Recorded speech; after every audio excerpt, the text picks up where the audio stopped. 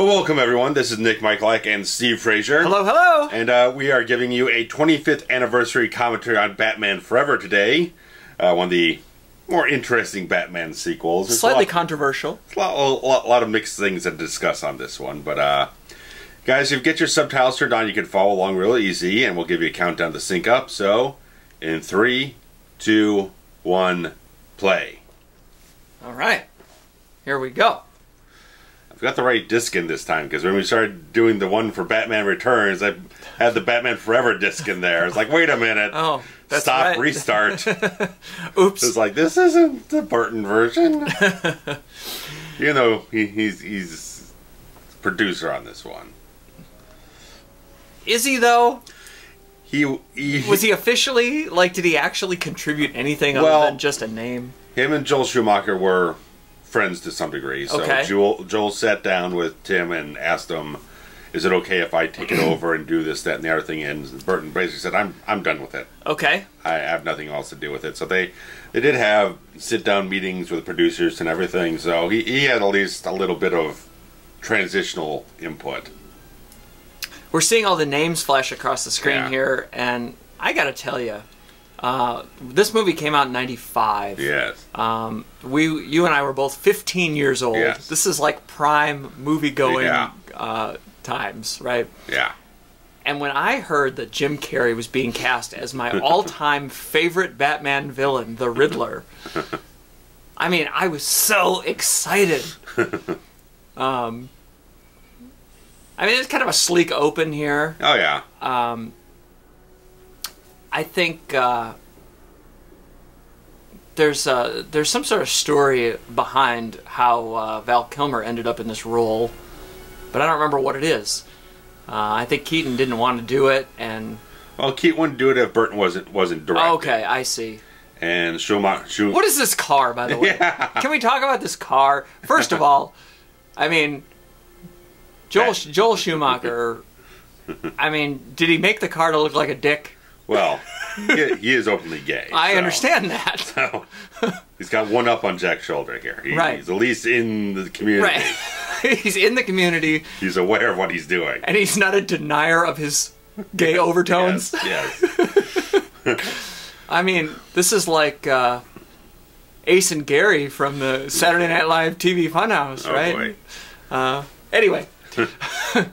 So, Kilmer, I think, joined on, like, without even any word, right? They were like, hey, you want to be Batman? He's like, yes. Pretty much, without yeah. a script or anything. Schumacher saw him in Tombstone, which is probably like the performance of Val Kilmer's Oh, Doc lifetime. Holliday. Right. Oh, yeah. So of course, you and I... This guy would be fantastic. You and I know him from Heat. Oh, well, the interesting thing is, he was shooting this and Heat at the same time. I see. Batman during the week and Heat on the weekends with that blonde hair, the wig. That's crazy. Man gave him a real good wig, man. That is crazy. So yeah. Then after all this, his career kind of went down the hole. Yeah, I think he had some substance issues. I think there's a divorce or something going on. Yeah. It was. Here we have Academy Award winner Tommy Lee Jones. Yeah. In this, like, over-the-top comic booky makeup, right? Like, we went from we've. You can see the progression here because the original '89 was, as we talked about in the last one, not as comic booky. It was just kind of a dark thriller. Yeah. It happened to have comic book characters in it. Yeah. And then they got a bigger budget on Returns, and they were like, we're going to make this a comic book movie. Well, yeah, Burton got more of a carte blanche. Do whatever you want to. Right. And so he made it very, almost cartoony in some aspects. Not as much as this. Yeah, no. And now we've shifted the pendulum even further. Yeah. To where this isn't even a believable look. You know what I mean? Like, not even a believable look. And when I was trying to sit down and watch this a month or two ago, whatnot, Jones is just insufferable in this thing. Yeah, he's bad. I could barely get through this opening sequence. He was so bad. What is that zip line attached to, by the way? I don't know. I just saw. Anyway, we've got Academy Award winner Nicole Kidman, who had not won at this point yet in her life. But Tommy Lee Jones, I believe, had, right? The Fugitive, was earlier than this? Just he would have won it the previous year. Can you imagine winning an Oscar and then going to this garbage? I mean, it's garbage rolled. Not so much garbage. I mean, how do you feel about Nicole Kidman? What's your opinion of her? I really don't have much one of anything. I haven't seen her in that many things, unfortunately. I mean, I feel like she's... I don't even know the word. Like, she's always just kind of there for me. Okay. I've never really been super attracted to her. I think that she just plays kind of serviceable roles. She's, she won an Oscar or two. I think just one. For The Hours, I believe. Okay, yeah, that sounds about which right. was a fantastic movie, and she was fantastic in it, but I don't know. Was she with Tom Cruise here at this point? I think so. Yeah, it would have been, because that kind of... When was Days of Thunder? Oh, that was like 90. Okay, so that was where they met. So it's like, throughout the 90s, that was it, and then, like, Eyes Wide Shut, they kind of fell apart. And that was like 99, so it was like the whole decade. Yeah. Okay. So they were like the it couple. Yeah. This guy here is hot and heavy, fresh off an Oscar. Yeah. Kidman is on her way to an Oscar and married to Tom Cruise. Kilmer's just done Doc Holliday and is filming... And The Doors. Is filming... Oh, The Doors, sure. Yeah. With my guy, Ollie Stone, and then is filming Heat. Yeah. Carrey is the hottest thing on the market. Like, on paper, this is really a winner. Colossal, yeah. Yeah. And then, directed by Joel Schumacher. Well, let's say he's a good director. He's done good stuff. Lost Boys, St. Elmo's Fire, Falling Down, Time to Kill. I'll make a case for 8mm. Oh, yeah. Which is controversial in its own right, but... So, I mean, as much kind of criticism as we're going to levy against this and other people have, let's not say Joel Schumacher blanket is a bad director. He's done really good work over his career. Very versatile. He has moments. Yeah. He has moments. Not everything's great. Here we've got some like bondage characters. And Batman Wake the Gimp. That's right. It always comes back to the Gimp. Is it just me, or does Kilmer actually kind of resemble Keaton a bit in the mouth? Suit, yeah. In the mouth, yeah. I mean, the suit is fairly... It's not much of a departure from what they had, at least like in the first film, and a little bit of the second film where they went more Art Deco armor, but you can see it.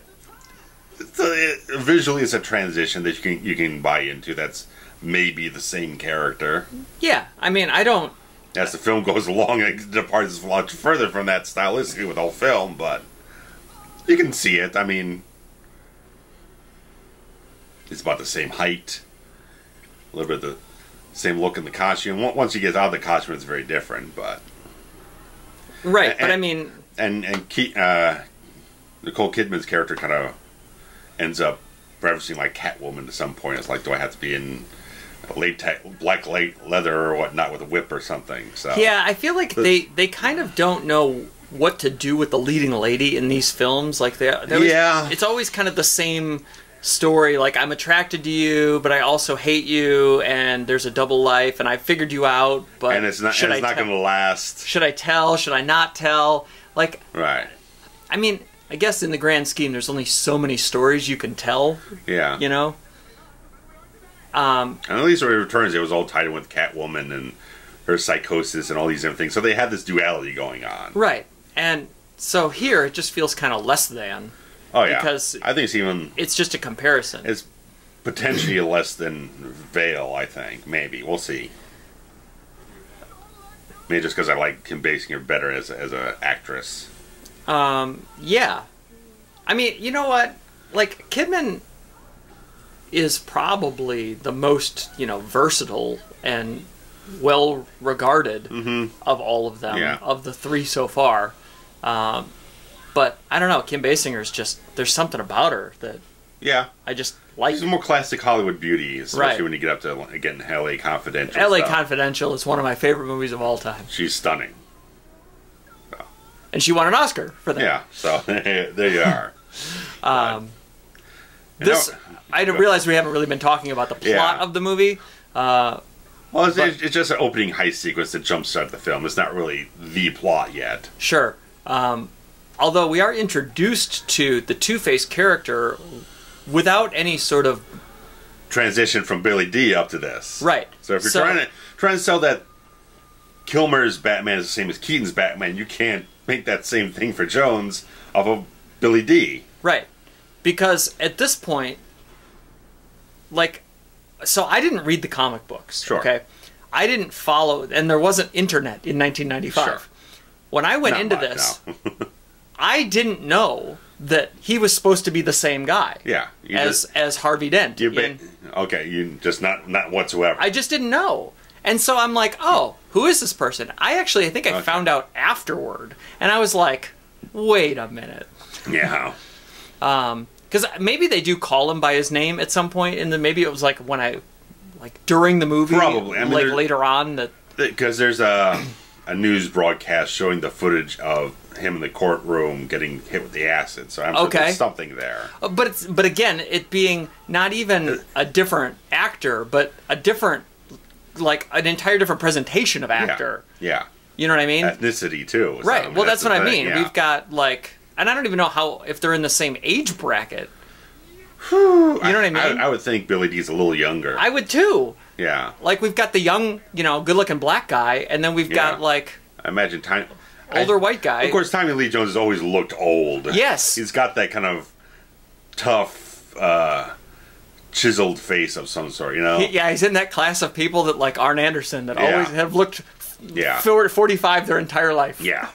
Even when they were 20. Goddamn. I can't believe that Arn Anderson was like in his 20s at like WrestleMania 5. I can't believe that's not possible. Right. He looked 45. Same thing with Academy Award winner Tommy Lee Jones. Yeah. Who, like, and again, like I was saying, it's not even a believable presentation because, like, the burned or acid half of his face is, like, fuchsia. purple. It's purple. Yeah, it's fuchsia. It's mauve. It's whatever. Not to say that it doesn't look cool. Yeah. But, like, what... You haven't told me anything at this point other than he's just a villain that has a weird sense of fashion. Yeah. I mean, it's like... You're right. It's like magenta leopard print. Or zebra or... Yeah. Half the Wild Kingdom there. Did we really run a helicopter into the Statue of Liberty just now? Oh, it's a representation of it. It's supposed to be in Gotham, so I think it's like called something else. I don't know. Whatever the case. Who cares? Right. Whatever. Well, okay. But still. It's ridiculous.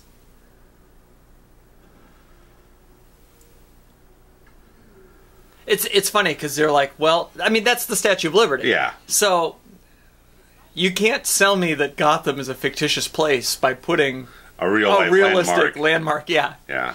Like, this looks cool. To a degree, it's CGI. When you look at it, it's like, that doesn't quite look right. Well, I mean, I guess... It's a little lacking in its texture mapping. The idea is cool. Like, the look of it. The design. Right. Yeah.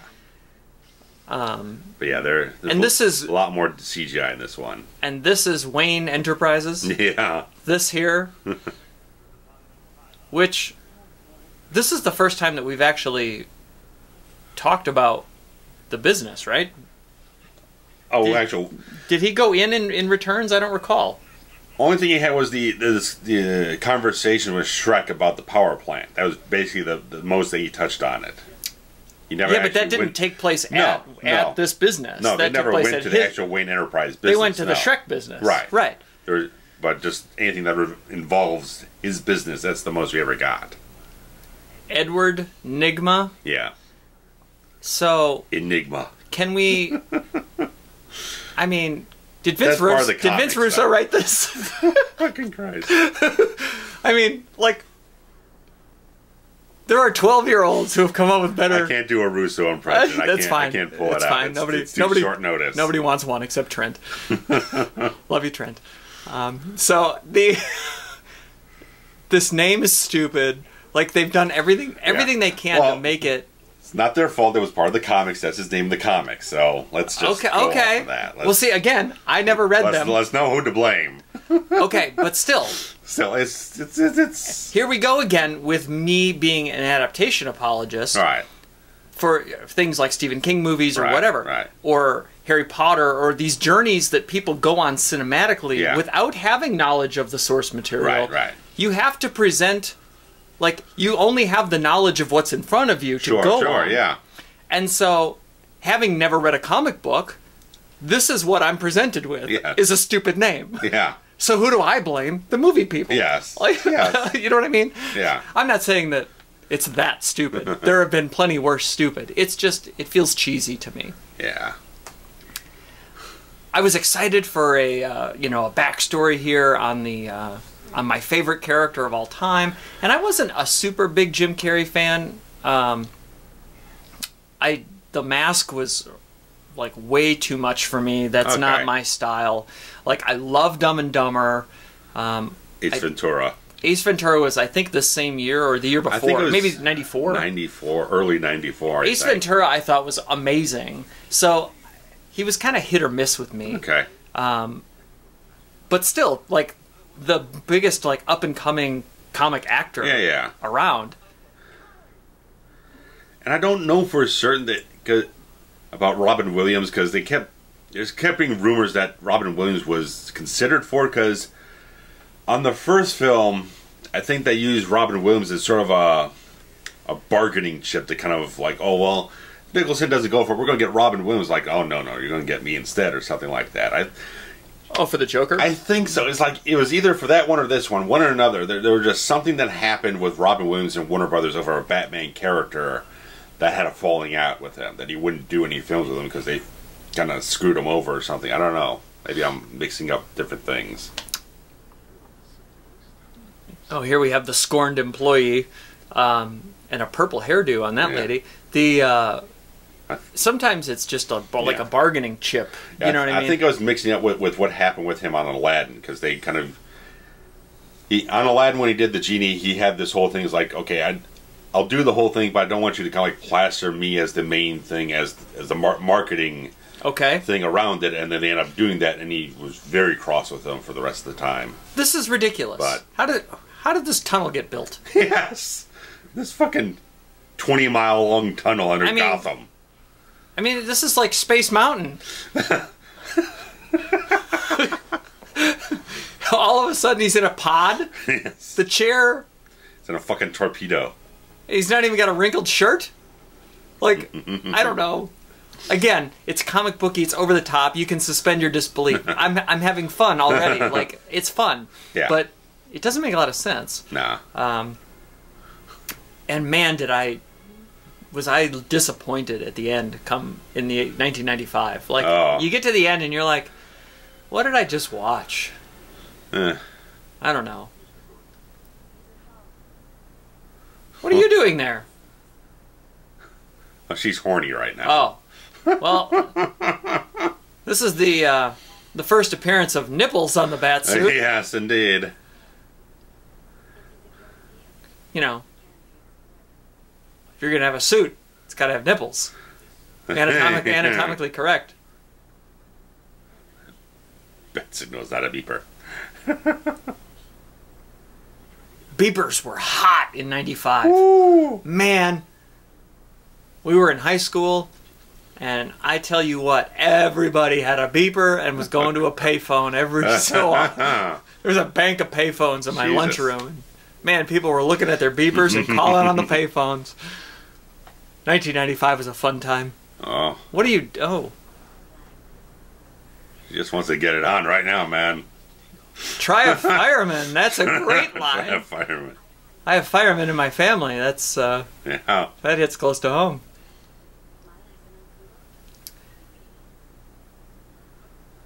So, it's funny that people are like attracted to the character Batman.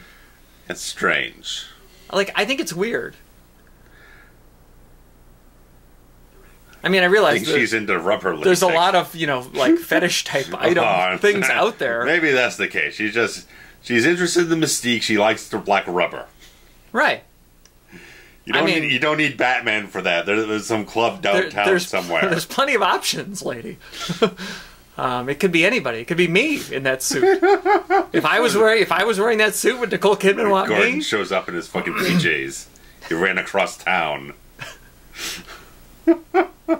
Right. Does he live here? Yes. You know what I mean? Because this is atop the police station, right? Yeah. Which is apparently 90 stories in the air. Yes. The police station. Getting a dickmobile. And, yeah, like, Gordon was in his pajamas. Yeah. He went up 90 stories across town in his pajamas.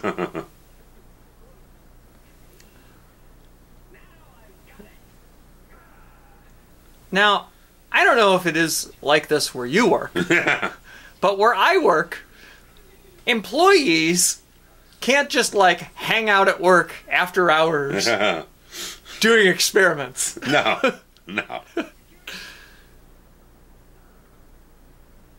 And, like, even why is Red Suit there? See, now that's a very Jim Carrey line. Yeah. I don't know. Yeah.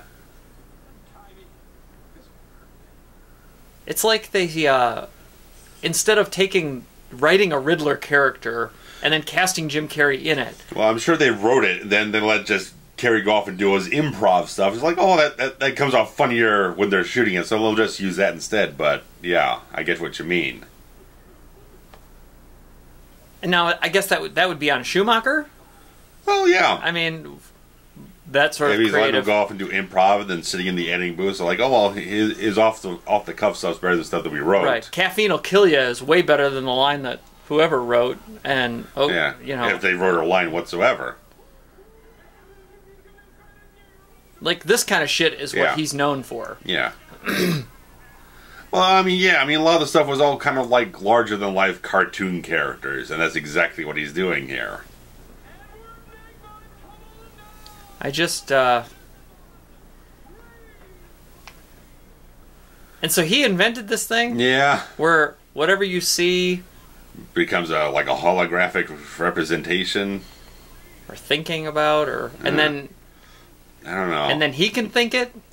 It's a... I can be inside your head kind of situation?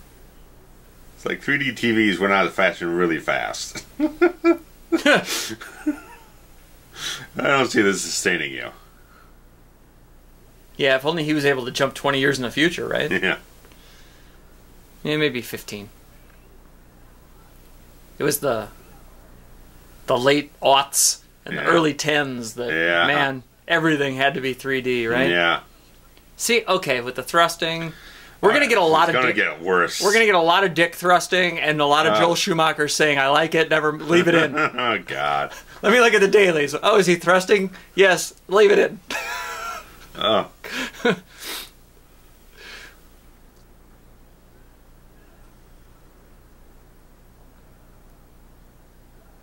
I mean, I guess you could make a case that this progresses the story. Yeah. Advances the plot. Yeah. I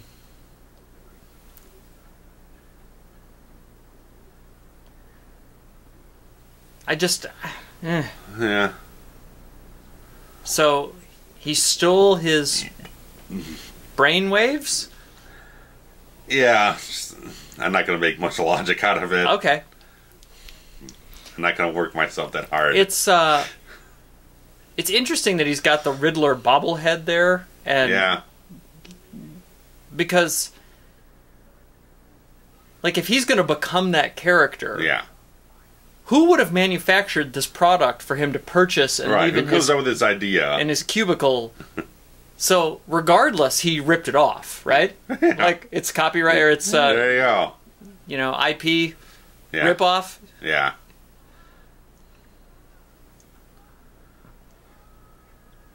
All right, here's one of our famous window gags. Is Jason Voorhees around? I don't know, but I know if Red Suit had gone out the window on his own, he would have lived. But because Carrey's throwing him out the window, he's a goner.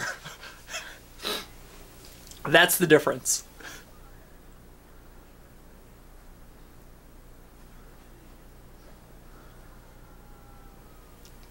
And this overlooks like a dam. Yeah, I mean, the production design is an overload here.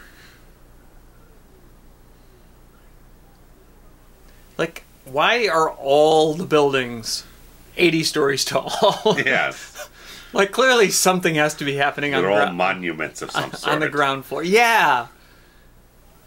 I will say, though, that some of the set design is really cool. Like, you know, they came up with a bunch of interesting stuff to... Yeah. Oh, here we go. Harvey Dent. Harvey Dent. And at this point... And Batman's just sitting in the gallery. In the courtroom? Just sitting in the gallery. And the manila folder covered half his face? I mean, again, it's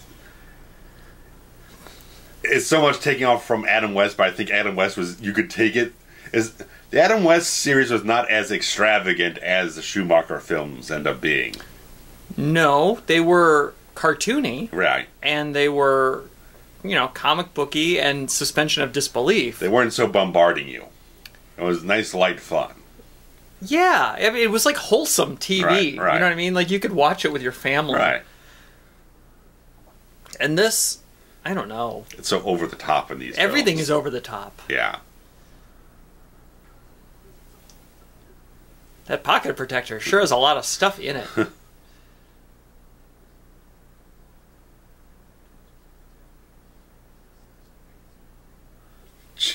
I mean... That's just clunky exposition. There's just so much.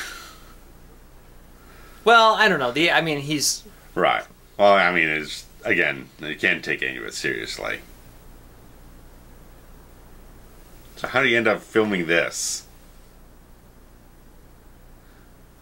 Yeah, like, I don't understand. You just dump the guy over the top, then he goes back, puts the window back together.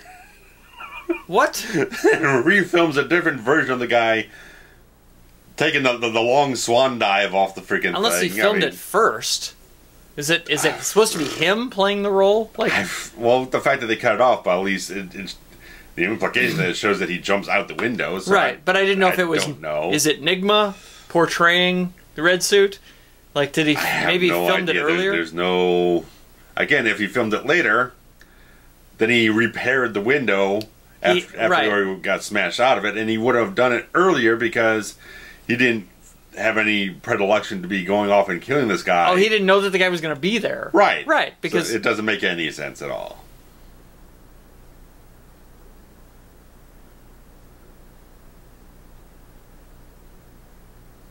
A clock. I like that we've done a couple of these riddle movies now. I like to try to play along. I like to try to play along.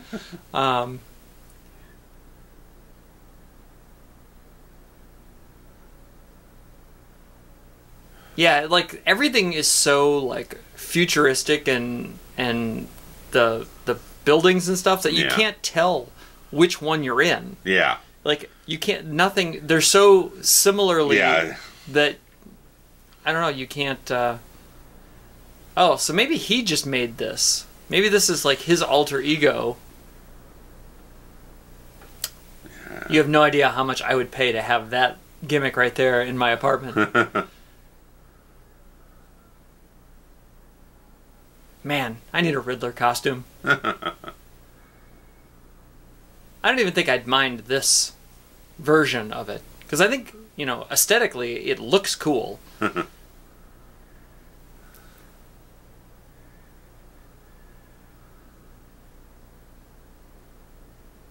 But, yeah, I mean, watching the Adam West, which is kind of what I don't want to say I grew up on it, because it happened, you know, before I was born. Right. But that's what I watched as a kid. Right. And, man, the Riddler was the coolest. Frank Gorshin, the actor who played the Riddler, was like one of my like early TV idols. I just thought he was so cool. I believe he was the only villain to ever get nominated for an Emmy. Yes, he did, for that role. For that role, right? Yes. Yeah. Like, how ridiculous is that? Yeah. So I've always loved the Riddler. He's always been my favorite. I'm just, you know, that's my kind of villainry. Is smart. Look at this car. I mean, that's a sweet car. Woohoo! And all the cars, if you notice, were all like old cars. Yeah. So it's like Vintage. all the cars are from the 1960s, but we're set in the 2060s or something. Yeah. Is what it feels like.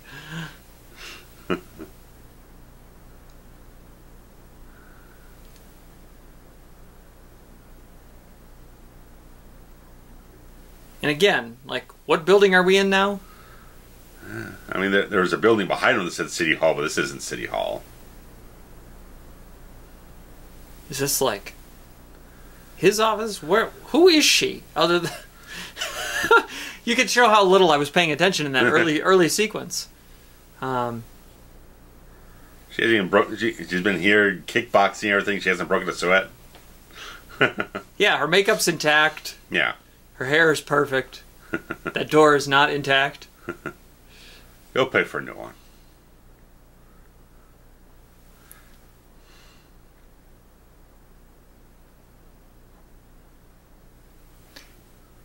Oh, is this... Am I remembering correctly that she just has an obsession with bats? Like... Maybe. I think so.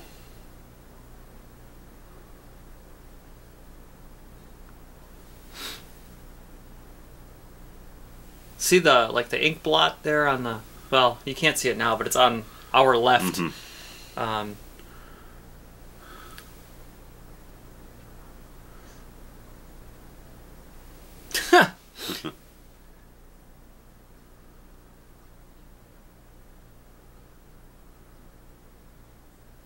I mean, riddles are fun. If he's already figured out the riddles, what the hell is he talking to her for? That's great. That's a great point. But what do they mean, Nick? What do they mean? They don't mean anything. Oh, they gotta mean something. This is a movie. Everything adds up at the end, right? No. Oh. Because a total wacko. Yeah, I could have told you that. I ain't got no damn PhD. I don't recall. What is her profession? She's like a criminal psychologist or something like that. I don't know. Something along those lines.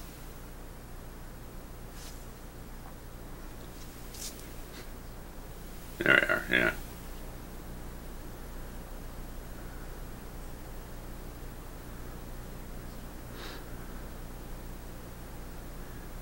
It's a bat. It's a bat. It's a fucking bat. What else is it gonna fucking be but a bat?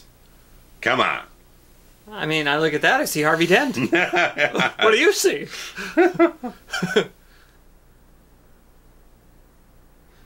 And it's interesting because if Batman was in the courtroom for that incident where acid was thrown, that means he clearly knows. I mean, obviously they were watching the news. They know who this character is. Sure. Which I think is slightly different than all the other ones. Just the fact that he's sitting there with the populace in the gallery? Well, no, I'm saying the fact that he knows who the villain is. Like, it's not like an alter ego. Right. That you have to figure out. Yeah, everyone knows it's Harvey Dent. Right. I just think that's interesting because, yeah. Nobody knew who the Joker was. Right. And, they don't necessarily know who the Riddler is. Yeah. They have to figure it out. Yeah. Look at this guy. It's like a Trojan. Oh yeah, the circus.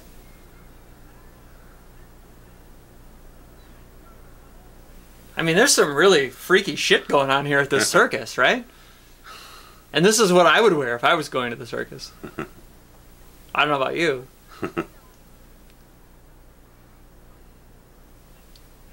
Oh, he's not at the circus. He is at the circus. Bruce is, yeah.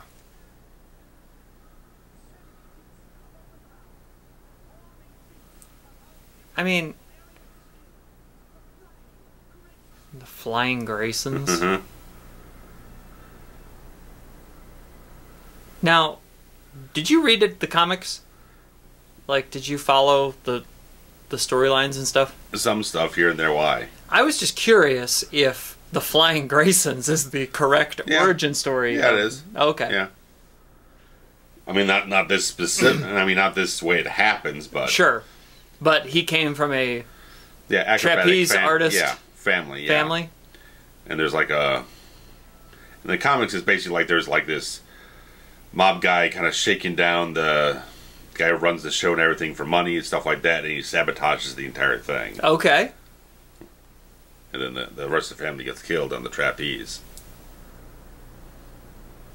That's not a bad story. Why didn't we use that? They used it in the animated series as a great 2-part episode. You have a great name for the bad guy, Tony Zuko. Tony Zuko is a great name. Yeah, there we go, man.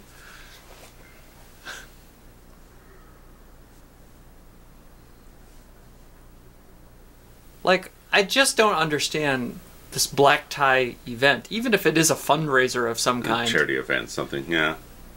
Like, Commissioner Gordon is having one hell of a time. He's enjoying himself so much.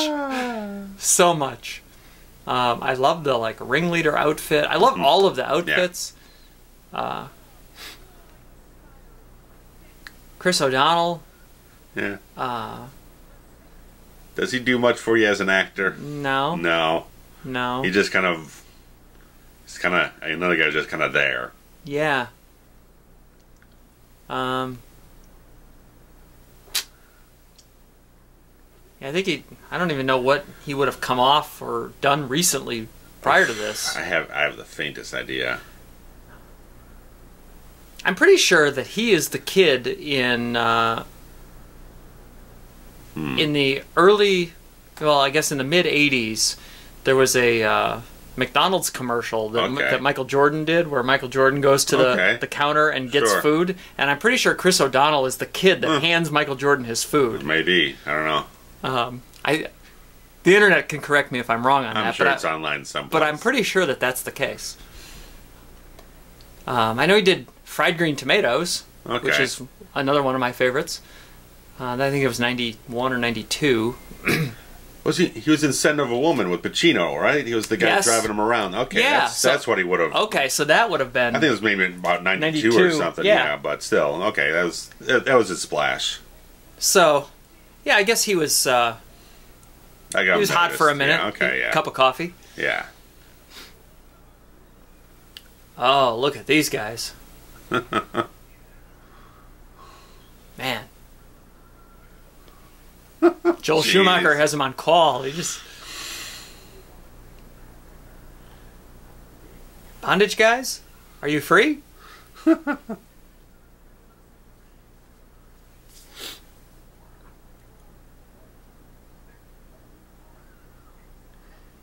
Like, acid doesn't do that to your face, by the way. No.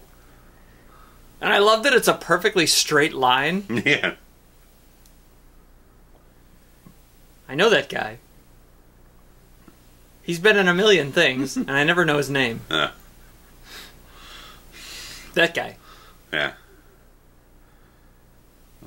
Almost looks like a football player or something. No, he's just a character actor. He just got that kind of look to him. I don't know what it was.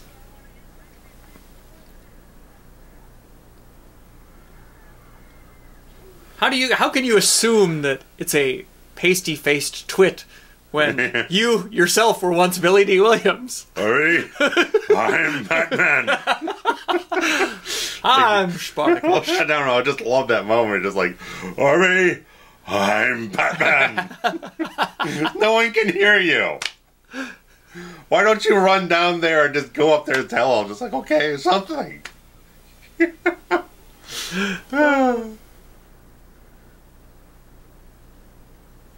Yeah, now's the time. Everyone save the day. Let's get the old lady acrobat out there. She'll do something.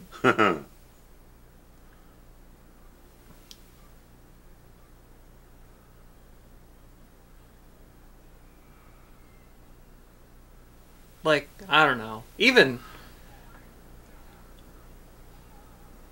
I was going to say even the Robin outfit is, like, questionable, but... Yeah. It's basically the same outfit. Yeah, it's the same design. That old Burt Ward used back in... back in the 60s.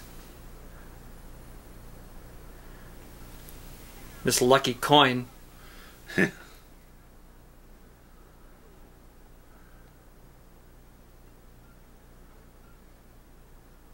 You ever see a two-headed coin before? Like in person? I don't know. I have. I don't remember who had it or how I came to see it, but I remember there was one that I saw in person. I don't think they're as... I mean, they're rare, obviously. Yeah. But I think that it happens. Obviously, you know, if they ran a batch... Yeah. And one was wrong, they were all wrong. Yeah. So... The codpiece on these things is pretty spectacular. I mean, it's like Gene Simmons. Oh, jeez. Like Blackie Lawless, he's just got sparks flowing out of his thing. Crotchal area. Yes. Oh, all the fishies are gonna die. Oh, well. Like the Graysons. Yeah.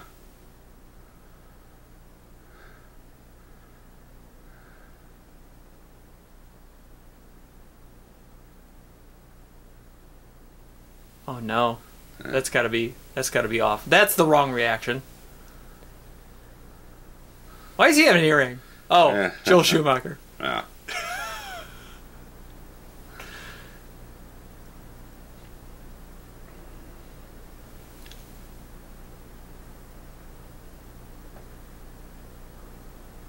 I mean, I guess that is pretty tragic. Yeah.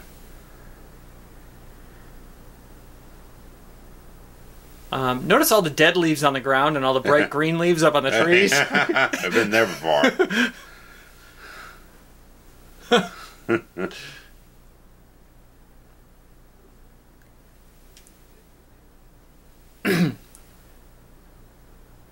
So wait, Bruce Wayne automatically is the default foster care for anyone? For a kid that clearly looks like he's about 23. I was gonna say. I mean, and you know, he's been making a living. He's probably got money.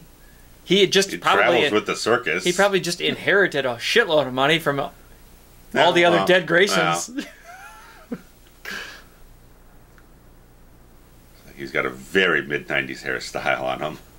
The sideburns. And the sideburns. Yeah. Oof. And it didn't age well. He was kind of a heartthrob, I think, at this point, and I don't. And it doesn't stick for me. Yeah, I mean, I guess I understand Val Kilmer. I understand why people would like him. It's just both of them, even though I feel like neither one are really my flavor. They're not Brad Pitt. Yeah. Brad Pitt was sexiest man alive for a little bit there. Right. I don't know if it was in this neighborhood of era, but you know, at this point, I think Brad Pitt had really kind of only done True Romance and, you know, maybe California. Oh yeah, whatever that one was called. Whatever that was, yeah. Thelma and Louise. I mean, he was probably. Oh yeah, Thelma. Yeah, okay, yeah. Got people hot and bothered with that one. Yeah, I always forget about Thelma and Louise. Yeah.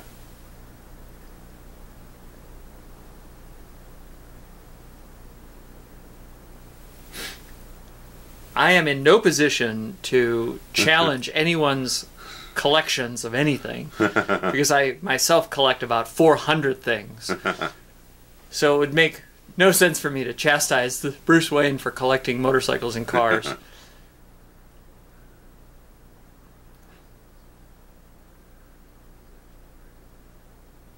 He's got a little Brad Pitt in him. Like Val? Yeah. I see it. He's clean, he's dapper. Yeah, they have the kind of the same facial structure. Yeah.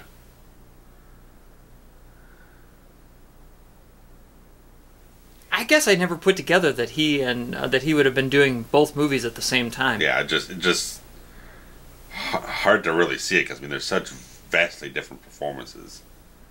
To switch those kinds of gears overnight. Yeah, Chris. Yeah, Chris Shaherless.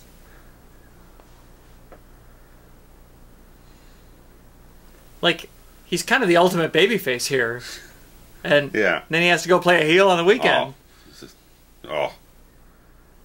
During the week you're clowning around with Carrey and Jones, then you go work with Robert De Niro on the weekends. Shit. Yeah, I mean... It's just like a lot of gear shifts here. I mean, maybe he really is a better actor than we give him credit for. To be able to, pull that kind of stuff off. Yeah, well...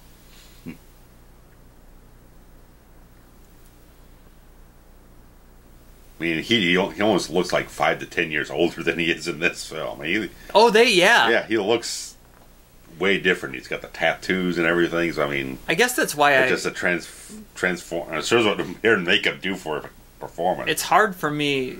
I guess that's probably why it was hard for me to think about them being filmed at the same in the same time. Let alone at the same time. I was just thinking it was the same. Yeah, I mean they're both because I feel like he weighs 20 pounds more too in Heat. Like he looks like he is bulkier and he looks almost more toned in the show. He looks more lanky though. And maybe it's just the way he's dressed here. Like they dress him in suits and stuff that don't really accentuate the physique. Yeah. Instead, they just put the physique on the rubber suit. And You get to see real nipples in Heat, but you get rubber nipples in Batman. I was going to say, they've got this entire subplot in this whole film that they kind of cut out to a certain degree, because they have all these little flashbacks here to Bruce as a kid. And this book that he keeps looking at is supposed to be his father's journal. And apparently, like the last entry, it was like, me and Martha want to stay home and do whatever this stuff, but Bruce really wants to go to the movies tonight. And that's the event which ends up having them getting killed. Right. And everything like that. So there's supposed to be this kind of thing that he's kind of dealing with, this flashback, this sort of haunted quality in his background that gets almost completely deleted from the rest of the film from this point onwards. But he just said that Two-Face killed the kid's parents. Well, no, he's talking about Grayson. I'm talking about I see. Bruce's background here. Right. So. Oh, okay. It's funny because they showed that clip, and then the next thing they said was, Dent killed the boy's parents. And I was like, wait, you're the boy. Joker killed your parents. Yeah. Like, we all saw that movie. We know what happened. Right. I see. Yeah. Now he realizes that they're cut from the same cloth. Right. And he's been where this kid is now.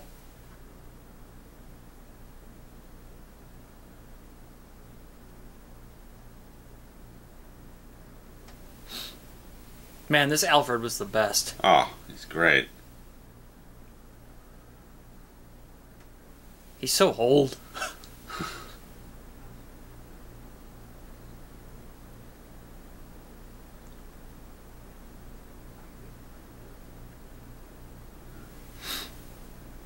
It's such a 90s sweater he has on. Yeah, I mean, I'm a pretty big fan of the Dick Grayson character. I've read some Nightwing comics, stuff like that. It's like, he's not Dick Grayson to me at all. Chris O'Donnell? Yeah, he's not the character. And I guess my only point of reference would have been, Burt Ward in the 60s, who always seemed kind of just whiny and dumb. Yeah. And not necessary. Yeah. I mean, a lot of the stuff with Grayson in the comics is like, Dick gets past the tragedy and becomes a more optimistic figure through that. And I don't know, just the drama, the stuff that he goes through in this film, it just doesn't feel right. Oh, I don't know. It doesn't ring true to me for the character in terms of his performance.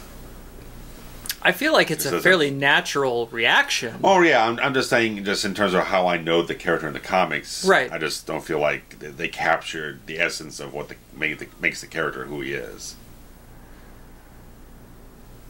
But looking at it from somebody's standpoint who had not read the comics, and this is the only presentation you're given, it does kind of make sense that he would be, downtrodden. Right. Well, no, I get take that. a while to get to that, like overcome that odd. Well, I'm just saying, not right at this point in time, but the entire look of the entire performance of the character.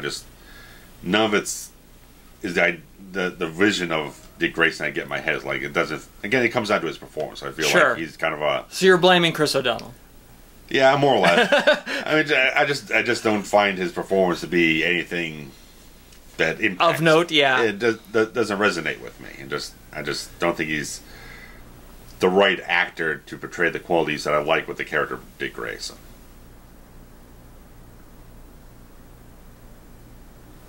Why are all the cars old? Yeah, I mean it's this film is just all style. Like what? It's just silly. What? He has impeccable precision. Yeah, jeez. It's like, yeah, I didn't like again. None of this is any bit realistic. What is this explosion? Why did the cars just explode out of nowhere? And how is the flame going to go, 10 stories high? Yeah.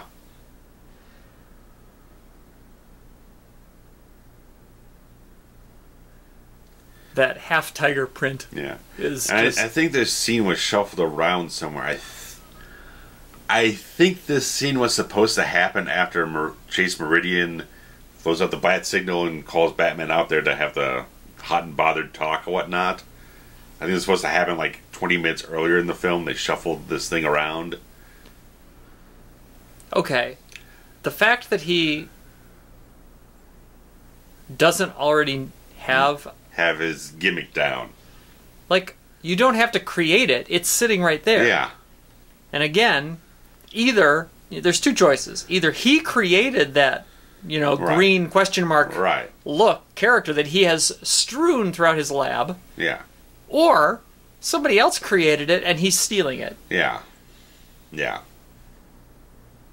And if it's the first one, why are we going through the whole the process, the puzzler and all that? Yeah. Yeah.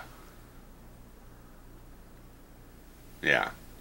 It is a really unnecessary scene. I mean, we're 50 minutes in and he's only just about now becoming the Riddler. It's a little long. Well, and even the left half of it, the Tommy Lee Jones half looks kind of made up and gross. Yeah.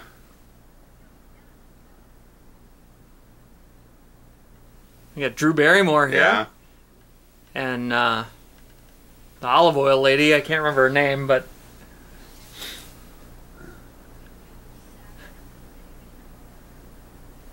Drew Barrymore's a 10 here, huh? Ooh.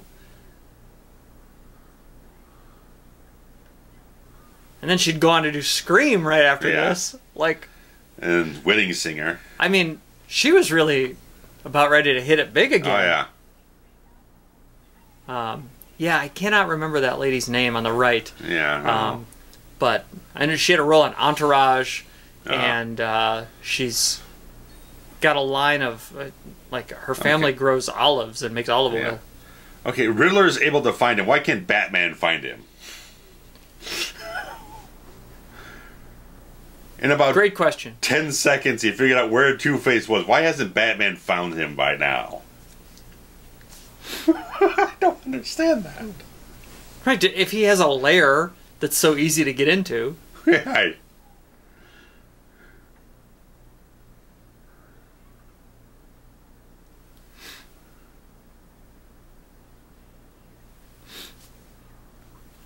I think, is this where he does the tagline, the riddle me this, riddle me that?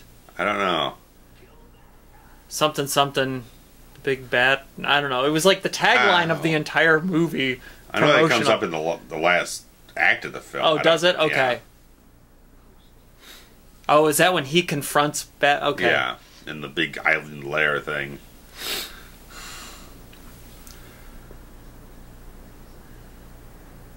Man, it's going to drive me nuts that I can't think of her name. And I don't want to look it up either, because... I'll do it. Oh, yeah. Mr. Google. Peek behind the curtain. We actually research while we talk. Debbie Mazer. That's it. Debbie Mazer. Got it.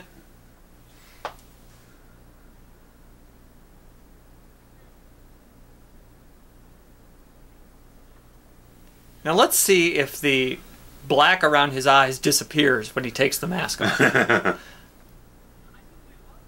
Because we've talked about these movies, several movies in the past where people had things around their eyes and then...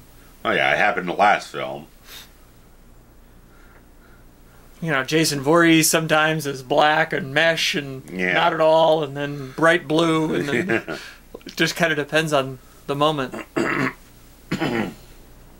But what a great look. But here, he's just being so ridiculous. And these two guys could not stand each other on the set. Oh, really? Jones hated Jim Carrey. Could not stand the sight of this guy. Because I guess Jones was kind of used to being the guy to kind of usurp everyone on the cast. Oh. Kind of steal the show. Yeah. You can see it. You watch Under Siege. You watch Fugitives. Like, this guy's kind of like... The alpha in the room? Well, not so much the alpha. It's like, this guy just like... He's got so much the charismatic quality. You kind of just like... You gravitate. He's the center of attention. Yeah, he just kind of overtakes the... He's kind of the sleeper quality in the whole film. It's like, you don't really expect him to be the guy that's going to take off and be the big thing in the film, but he constantly, like the supporting role that bumps up over top of everything else. You can't overdo Jim Carrey. You can't upstage Jim Carrey. It's not possible. That's true. As high as you can go, he can go 10 times higher than you can. And they just, like, didn't mesh at all. I mean, Jones really isn't a comedy actor. No. So it's like... Yet he took this comedy role. Right. Like, or was told by his agent that he needed to. Well, I guess it was his kid who was more excited about it than he was, so they kind of eventually rubbed off on him.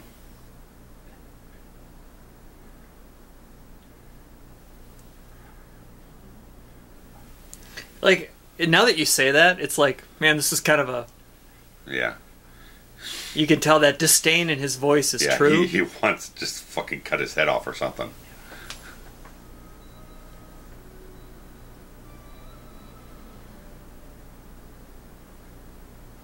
And what do we have here? Look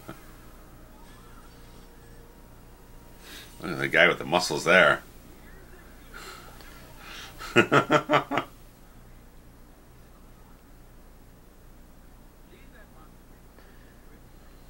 This artwork are in the laundry room? Kung Fu laundry now. With Renaissance art? In the... Because Dick's got to be all kind of like, always hip and cool and shit like that. It's like, well, he's a who circus... does laundry like this? He's a circus performer. Well, still, who the fuck does laundry like this? Come on. What? He's got to be all fucking hot shit rock and roll guy or something, you know. I mean, you can take the performer. There's not much subtlety in this film. No. Say that.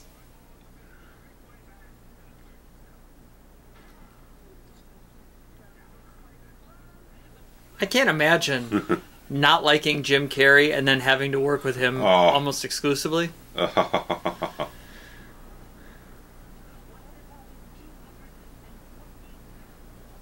They robbed the casino.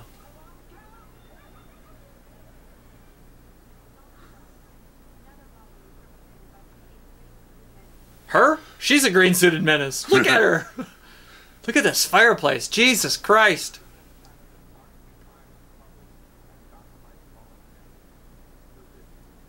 Gothamites are calling him the Riddler? Gothamites. I thought he was calling himself the Riddler. I thought he was too. Whoa. It would have taken me a week and a half to put that together.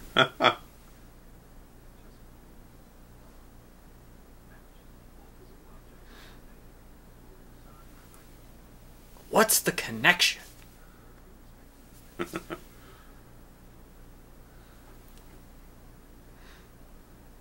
This earring is too much for me.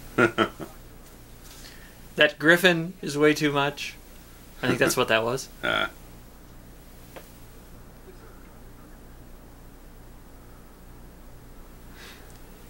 got an open vest on. That's weird. Enigmatech. He started a corporation in the last week? Yes, and built a factory, bought an island. I mean...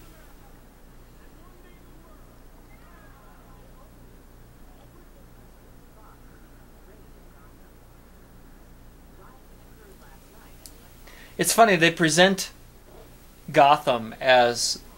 the be-all, end-all? The entire world. Yeah. Like, nothing exists outside of Gotham. Yeah.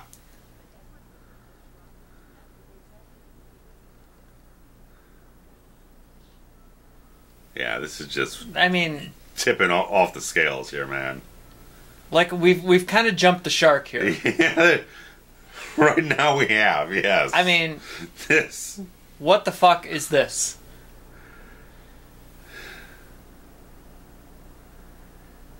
It would have taken years to build this. Well, Batman's sitting home watching his tights. He ain't doing shit. Dick Grayson is judoing his tights. So he's just sitting here on his throne collecting the thoughts of everyone who's watching TV. So bad. I can't... Oh. Master Dick. Schumacher had to be eating this up, huh? Jesus Christ. We're going to get more of this, I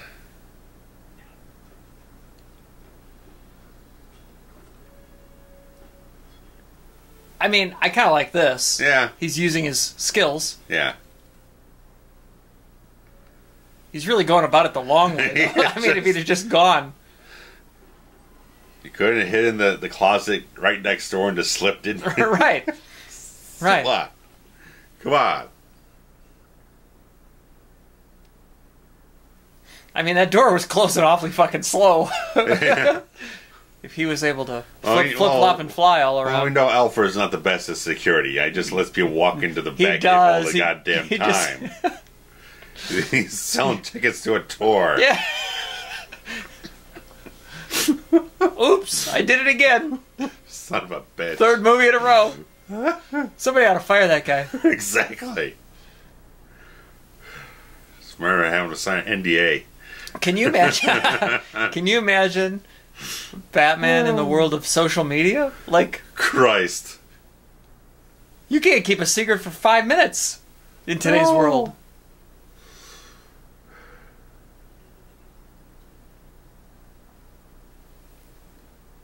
Can't be tweeting out. I'm watching. I'm watching Master Bruce's tights right now, and he cracked his cowl again. I gotta order a couple new ones. Like, god damn it! Hey, Amazon, where's my buy it now, Prime? Where's my crate of cowl? Damn it! You told me 2 days. This is what I'm paying Prime for. Oh Lord. The Prime driver pulls up to the Batcave.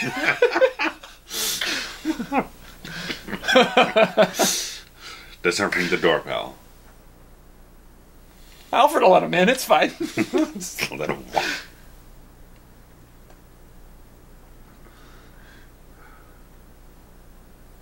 Okay, so we're an hour in. Oh yeah. I don't know who she is or what she does. Or she why hasn't been in the film for like the last 25 minutes or 20 minutes or so.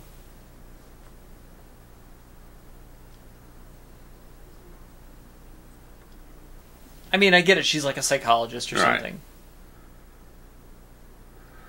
Why she was there at the scene of the crime at the beginning of the movie, I don't know. I don't know why she needed to be there at a I don't know. I don't know. She was ineffectual. Whatever the heck she was there for, she didn't do anything. I mean, unless she was just scoping out Batman and wanted to. Well,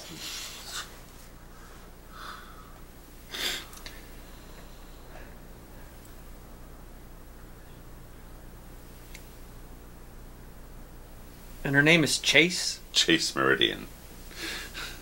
It's a kind of a comic booky name. It sounds like someone's like, oh, I'm staring at my glove. Oh, Meridian. Okay, well, I don't know.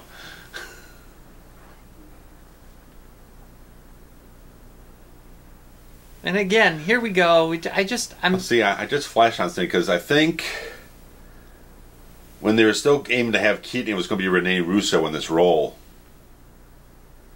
Ooh. But they recast it. I don't know. I guess Nicole Kidman's younger than her. Because I guess they recast because then the age ranges would have been too off. I can't imagine it was that much. Not much. I don't think Rene Russo was that much older, but... Oh, the Apple Watch, long before...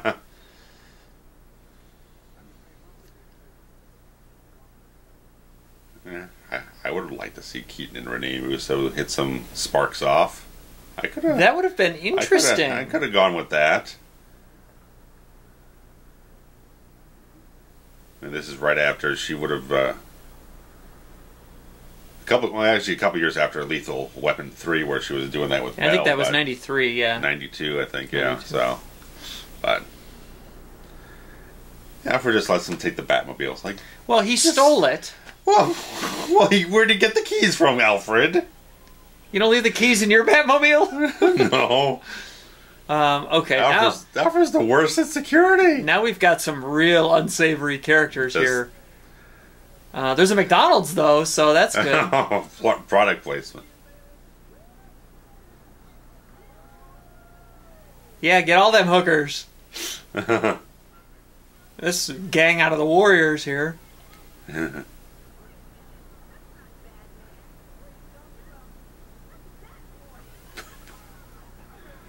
I think the guy on the left, he's Don the Dragon Wilson. I don't know who that is. He was like a big martial arts guy in the mid-90s. I think he had a couple of like small, like direct-to-video action films.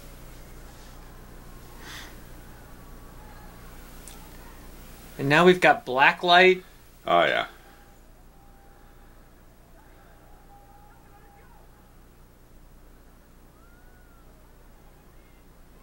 I mean, has he always had this righteous... I don't know. I feel like this isn't necessarily his character. Maybe that's what you were alluding to. I don't know. I just there's a certain vibe I have when I read stuff about Dick Grayson. That he's a fun-loving guy. He's positive. He's optimistic. He feels like a real hero, and I just feel like he's very 90s angst in this film. Yeah, a little Frankensteiner there. And then when you get to the next film, it just feels like very generic. Well, by the next film, they had to write 19 characters, and so everybody only gets 5 minutes of screen time. Yeah.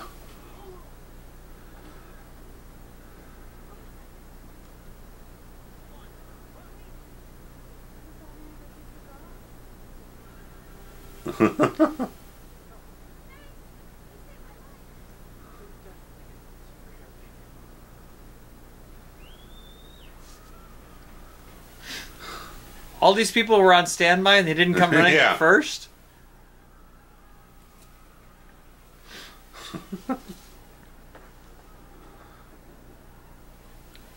And do people in Gotham really just wear kabuki makeup? Have glow sticks going around.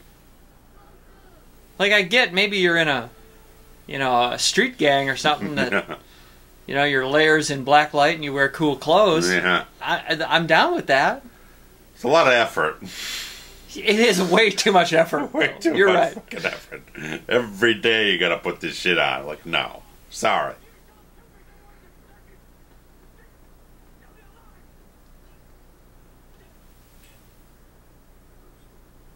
This scene should have happened like 20 minutes ago. Yeah. Again, it's back to when the whole thing, the circus, to the Harvey, I'm Batman thing, was like, you really didn't put much effort into that. He punched out a couple of guys and didn't really do much about the entire situation. The Graysons did all the hard work on the situation. Bruce basically didn't do much of anything. And Mama Grayson's out there kicking ass. He could have gone down there right in front of Harvey and just confessed to him straight in his face and did something. If he was that concerned about it, he could have done more. Well, you gotta hide your anonymity. Well, he goes and stands up right next to Meridian, and Commissioner Gordon says, Harvey, I'm Batman. He wasn't concerned about it then. Well, I don't know if... And then once everyone can't hear what he's saying, that he just doesn't follow through on that intention. I don't know. I always thought that was more of supposed to be a diversionary... I don't know. But like just the fact that... deal. It just... In that moment, it seems like, okay, I'm willing to sacrifice things so he doesn't kill 200 people here. I'm willing to sacrifice what I have to save all these people. And then he says, a minute ago, I was like, if Bruce Wayne could have given his life to save your parents, he would have. Well, he really didn't do anything to follow through on that ideology.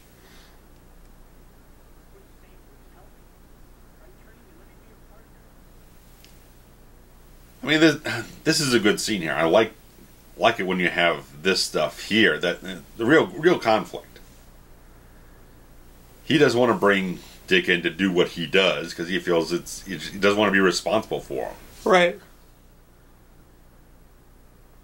And they I think they tie back to the whole thing with Joker in the first thing. I'm a little uncertain if there's like a restaging of the flashback to when he was a kid, when the parents got shot in the alleyway.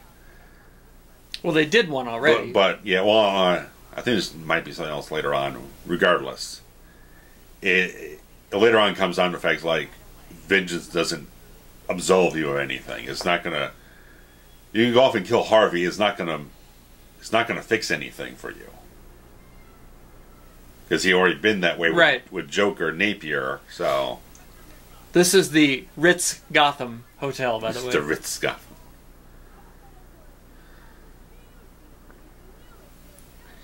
Drew Barrymore channeling her inner Marilyn and a little bit. Madonna.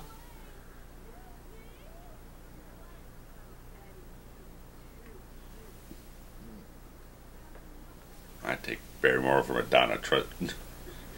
Madonna's a bit too much to deal with. Ooh, yeah, Barrymore 95 or Madonna 85. Ooh. That might be a poll question. Yeah.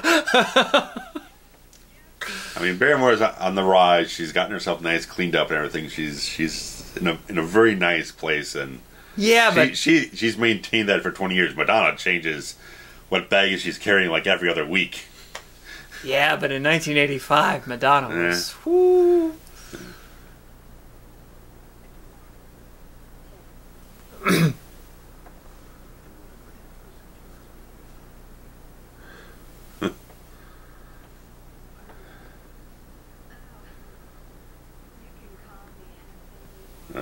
Hello.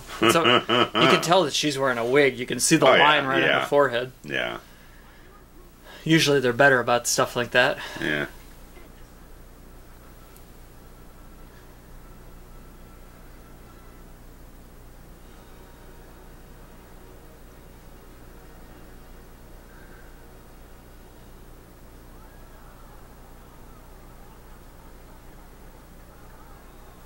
Better be careful about broadcasting what he's thinking right now. There's no incognito mode here. Yeah. Yeah, that's what she's thinking about. Yeah. Being a princess.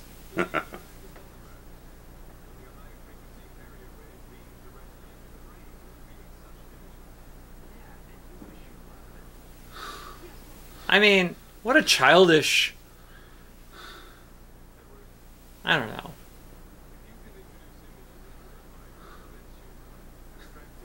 You can see how much he's upset with Bruce that he styled himself exactly the same way. Yeah. I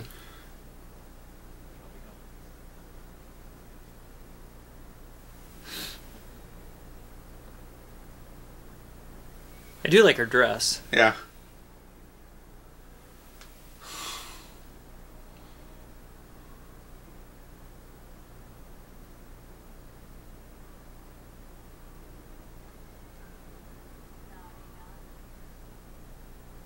I mean, this whole thing is just weird.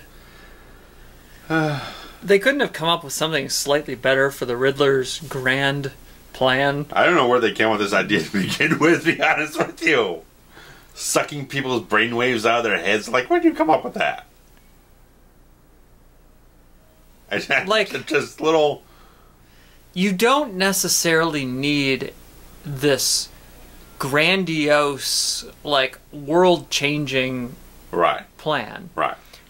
Couldn't he just be a criminal? A menace to menace to society. Yeah.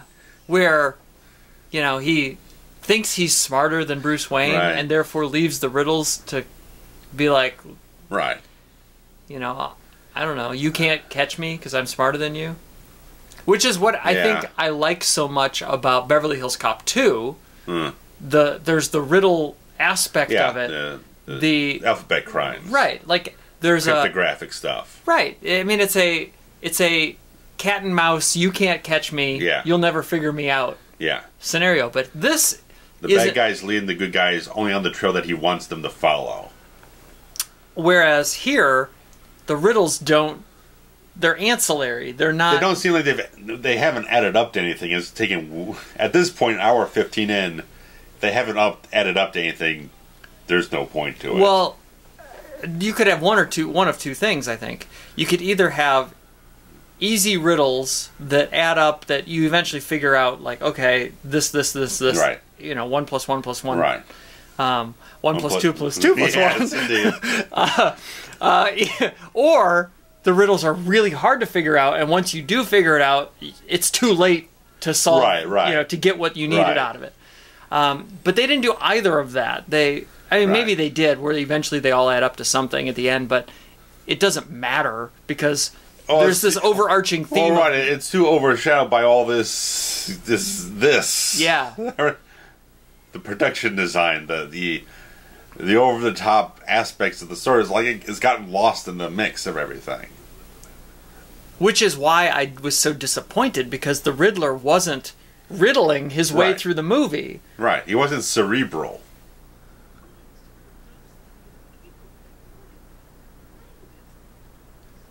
I mean, maybe they reverse engineered it from the whole thing they wanted to do with Bruce and the whole film, with the psychological aspects I said they cut out of the film for a reason, which I'd like to see a director's cut, because they did kind of cut a lot of stuff out of this thing that makes the story of Bruce more interesting and psychological, and just focus on all this grandiose garishness. By the third movie, I don't know if we need Bruce psychological. No. We just need a good villain story. But at least having that in there gives a little bit more of a grounded sense, a little bit more drama to it. It gives the actual main character, the character that's supposed to be the main character, an actual story to follow, instead of just chasing everyone else's tail around. And have they given any sort of explanation or motive behind the Two-Face character? No. I mean, aside from... He's just crazy. The 10-second scene where they showed the acid being thrown, there's no... Right. Because a lot of the stuff in the comics, and especially the animated series, they showed there was a psychological sort of duplicity about the character that...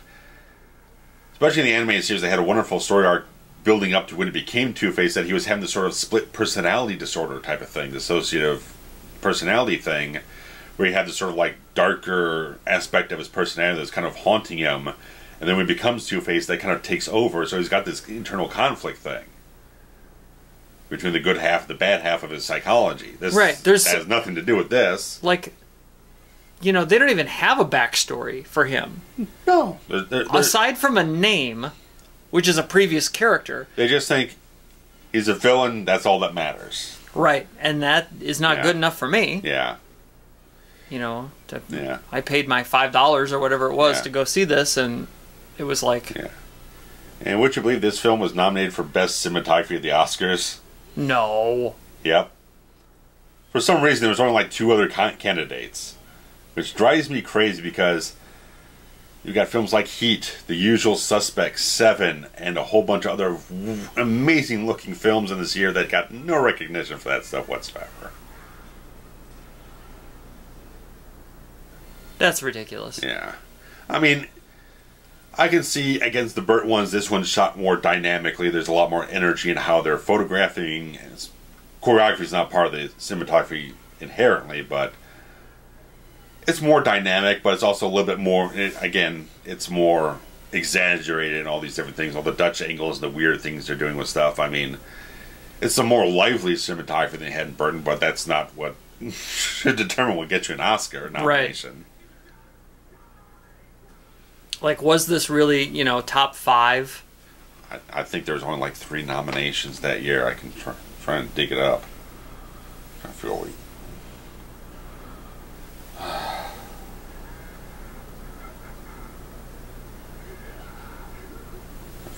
I mean, there's just no, for me, there's not enough description or backstory or any sort of character development for Harvey Two-Face. Yeah.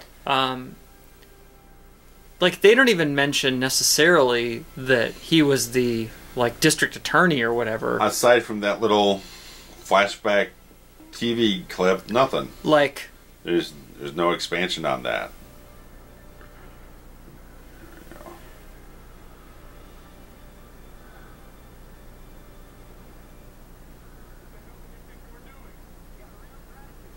I mean, when are you gonna get mad at him?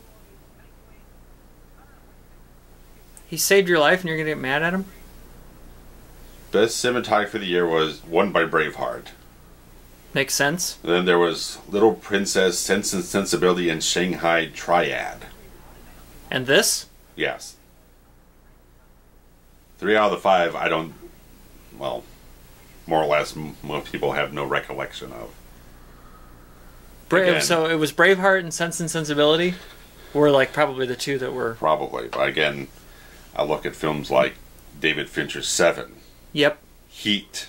Usual Suspects. These old films have brilliant cinematography and no one paid any attention to them. I don't understand it myself. And this thing gets nominated. It's like, okay, I don't understand why. I mean, Braveheart I get. Braveheart, I'm okay with that. God, I love Braveheart. But anyway, won't dwell on that.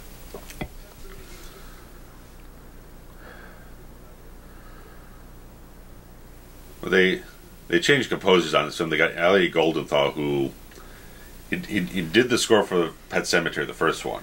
Oh. He did Alien 3, and he also did some work on Heat. But I don't know, his theme for Batman just doesn't feel like Batman to me. It just feels like it could be like the score to the Phantom or something like that. It doesn't feel like it's... Which, you know, had Burton stayed on, it would have been Danny Elfman. Yeah. And then... Yeah. So, I think he's a good composer. Just his theme, his score for the Batman stuff just never caught on with me. It's like that music video for that Celine Dion song. You mentioned that one before. That's all I think about. Which came out about this time. Yeah. 94, I think. It's all coming back to me now. Look it up, people. I need to post that on my social for comparison purposes.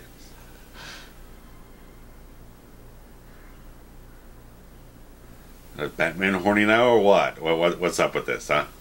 Can that suit get a hard on? I don't know what's going on in that cod piece, man. There could be some kind of like flip out extension. Well, that's what I'm saying. Like, I mean, if you're gonna go so far as to put a cod piece and nipples on there, you might as well give it a couple extra perks, right? I'm not even gonna get into it, man. Yeah, she just in heat in this whole goddamn movie. Yeah, and now she's turning on Batman. And like, oh, now I'm all hot for Bruce now. Yeah. Like, come on, lady. And I don't understand. It's too late in the movie for this. How is everyone in Gotham so dumb to the fact that Bruce Wayne is Batman?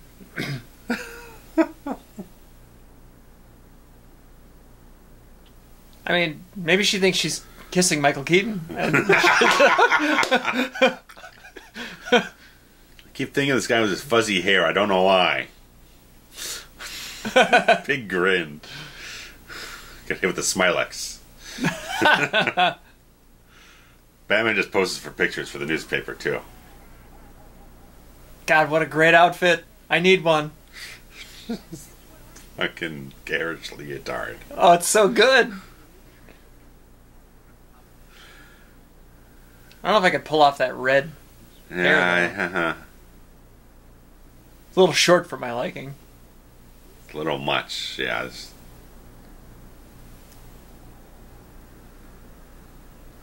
You can see the synapses? Here we go. Oh no.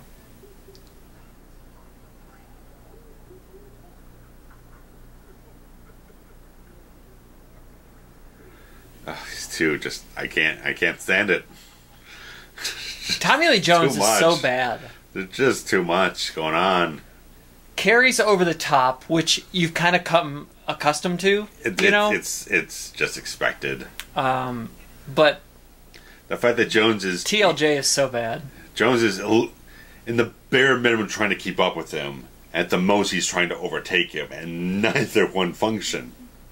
You can't see. It would work. It would work so much better if you had a contrast. Yeah, the two faces kind of. He's a more serious, kind of lethal type of villain. Businessman. You've got the one that's the big jokey character, and the one who's a little bit more kind of grounded. He's a little bit more scary in a certain way. The district attorney, right? Had he just stayed, had a counterbalance there. That would work a lot. That would work because otherwise they're basically the same goddamn character. That's true. Jones is trying to be Jack Nicholson turned up 100 degrees, and then Jim Carrey is turning up 1,000 degrees. Right, because he's already there. Yeah. Like his baseline is 100 degrees after that. Now it just jacks it up to 10.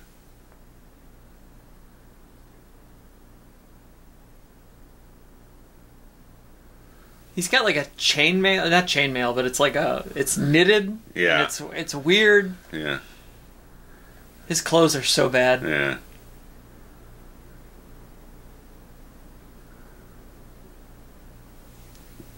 They got a jack-o'-lantern out there?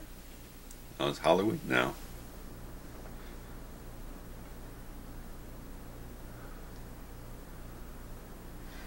A lot of suits. Lots of suits.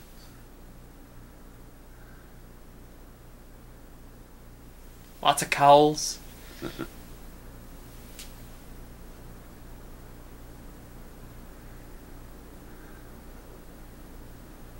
That one there that was next to his Robin outfit had the yellow behind, which was that how it was in the first one? I didn't think it was.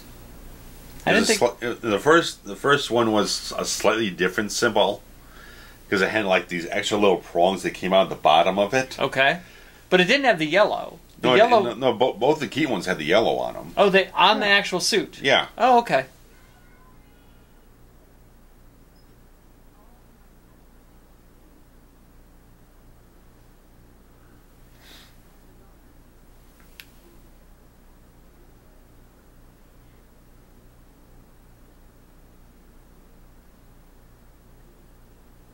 Man, she really is just a whore in this thing, isn't she? She's just jumping on anything, man.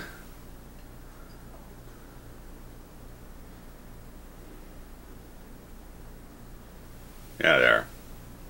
So this is not quite the second time we've done it. Yeah. I mean, it was because the subplot that got chopped out is what makes the title of the film make sense.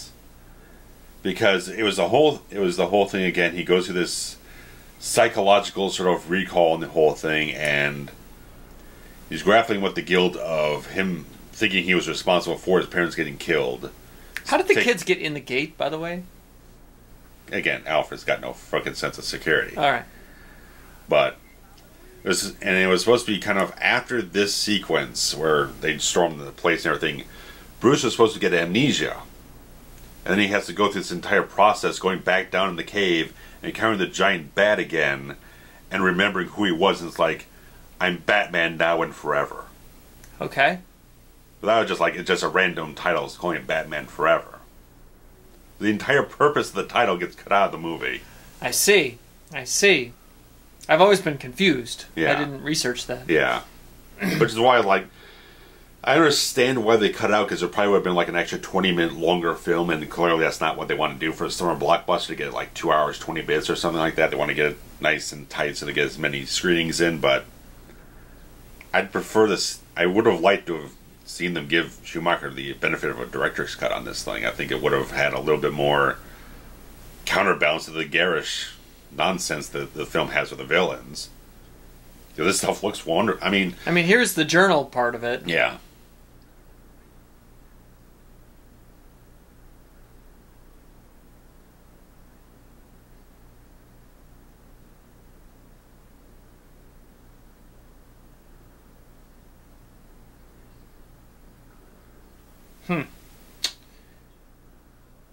Yeah, I don't know. It's weird. I mean, yeah. I mean, it is. It really makes the film very I fell tonally, forever. Yeah, that's not much, but it does make the film feel very kind of like doesn't know which way it wants to fall with the tone. Right. Because I like this stuff because it's well done. It's good dramatic material. But it's such a stark contrast to every other fucking neon. The island and the brain box. Yeah, it's just like it. Yeah, it just. You just said forever twice. Yeah.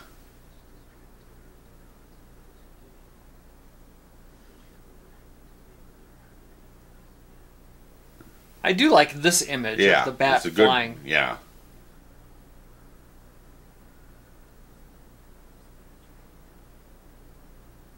Chase, I'm Batman. And he can't just come out and say it to anyone. He can say it when he's in a freaking circus filled with 200 people in the face of certain death. But here, in a social situation with one woman, he can't come out and say it. When lives are on the line, fine. But no, no. Well, this woman, I feel like I have some affection for this one. I'm not going to say he loves her. Yeah, I feel like he's done that. It's a little forced. But it's the exact same thing all over again. Yeah, Big Veil. It's very carbon copy in a lot of cases. Oh. At least with Veil, she wasn't acting like she was in heat the whole film. She was a sophisticated woman. That's true.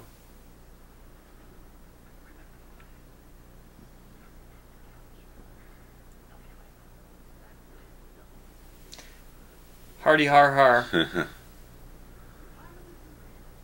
And yeah, I mean, now that you've talked about the difference between the two of them and their animosity, yeah, it's really hard to not think of that in every scene they have together, and just how overshadowing Jim Carrey is.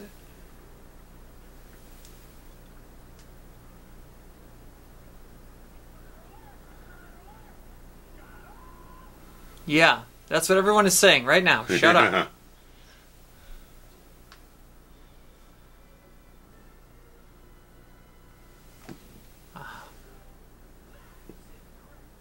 He's just got a charisma about him. Oh, yeah. That is unmatched, really. Like... Right. I mean, thinking back to, like, okay, I can see them entertaining Robin Williams for it. I don't know. Do you remember when around the time... Well, it was after The Dark Knight came out. Sure. And they were talking about, the next film? The next film and scripts and this and that. And at one point, I believe, there was talks of Eddie Murphy playing the Riddler. Okay. And I heard talks of a lot of different things, because... Well, yeah, there were... Michael Caine liked to keep talking to people about things without having any confirmation. Well, again, Alfred, God damn it. You better help Bruce. Here we go. Yeah. Let's keep that thrust.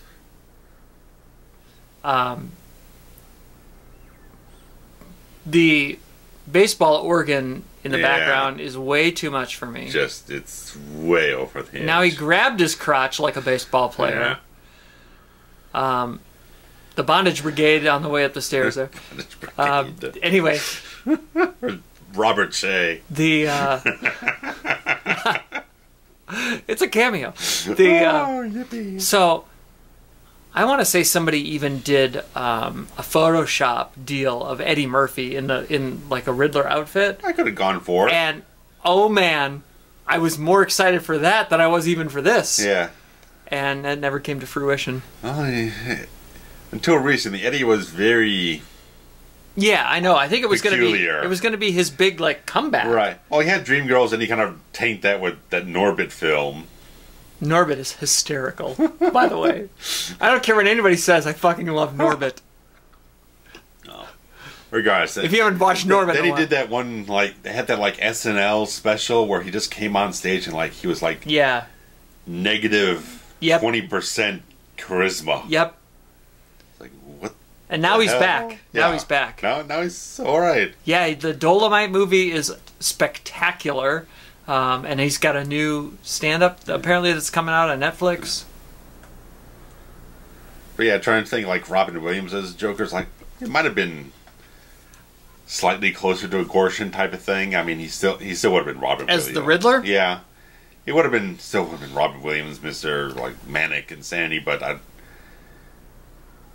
I think it might have been more digestible than this. I'm not a Robin Williams fan. Yeah, I know. So maybe not. All I can just see is his woolly body hair coming out of the fucking spandex. That's all I can keep saying. Jesus. They would have had to like nair him down. It's a body wax. So yeah, this was the whole part where he was going to get the amnesia and he had to go through this process to rediscover who he was and all that stuff. So, but I don't know if they just cut it out or they did a little bit of reshoot. They just recut it, or tidying it up or something. Because honestly, whatever the case. Look at the eyebrows on Elf right here. He needs a whacking up there. I mean, that's Robin Williams-esque, that eyebrow. More bondage. Doesn't look like that's that hard to navigate. No. How about this jacket, huh? A lounge around the house, Jackson.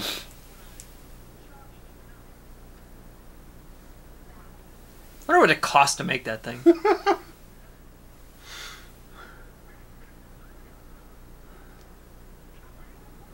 He's just so ridiculous. Oh, they just let him off the leash on this thing. It just kind of feels like, okay, I'm not really going to try to wrangle him in. I'm not going to try to really direct him anyway. Just like go off and just roll film and let him do what he wants to. And it's sad because we know that he can actually do serious role I saw rein it in. Man on the Moon in the theater. Right. He was like, hell yeah. I mean, he's capable. Yeah.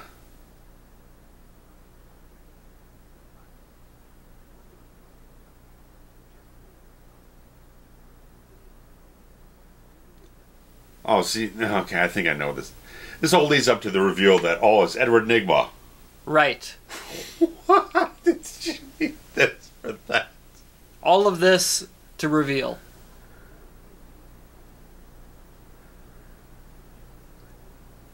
Batman's a better detective than this.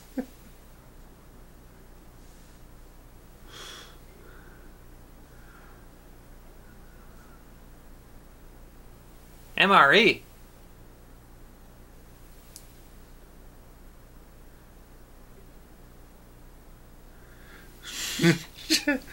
It took him an hour and 38 minutes.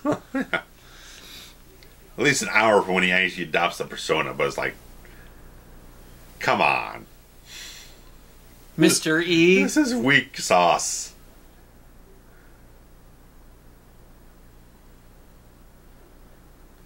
Mr. E. Who's the one guy in town who's been behind the biggest fucking... Oh, look at that ass cheek! Yeah. Holy Christ, we had to zoom in on that. Rubbery ass. I'm sorry, you were saying? Yeah, I was like, who in town has been behind the most suspicious obvious sort of plot in this entire thing. Of course, it's fucking Enigma. Who the fuck else is it gonna be? It's not like he's wearing a disguise either. No. He's just got a garish outfit. Yeah.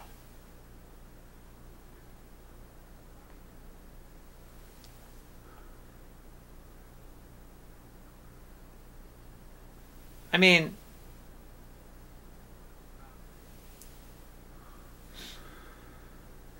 you can't maintain security around here, but he's got time to sew together a nice form-fitting rubber bodysuit. He knows a guy, I think.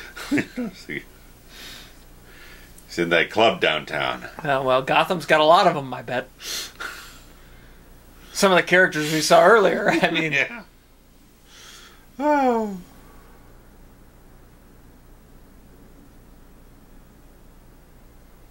I don't know. I think I prefer the old comic book Grayson outfit, Robin outfit. Yeah. To this. I mean, it's based on it, but yeah.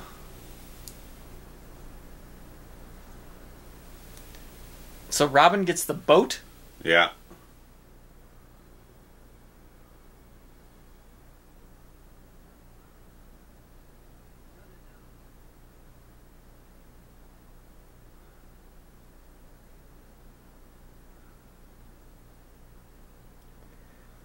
Don't you think it's kind of funny that the police chief will only rely on this guy, a deputized, right, a non-police officer? Like the thumbs up. There's not an entire police force that could also be, at work here? No. Like, why even have a police force at this point? Help! There's crime happening. Let's all, as a police force, band together and summons a civilian in a costume. God forbid we do our job. When did you have time to plant all these bombs underwater, by the way? I have no idea. I do like that they're playing Battleship, though. That's fun.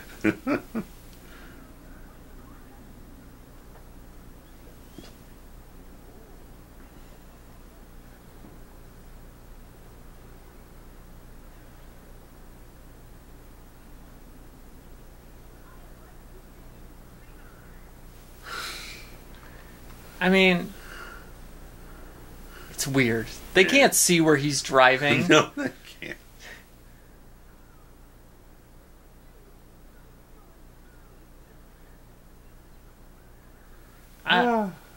It's so...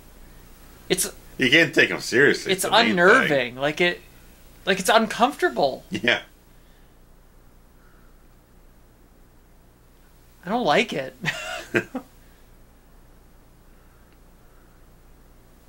Thunderball. I was just gonna say Thunderball. God damn it!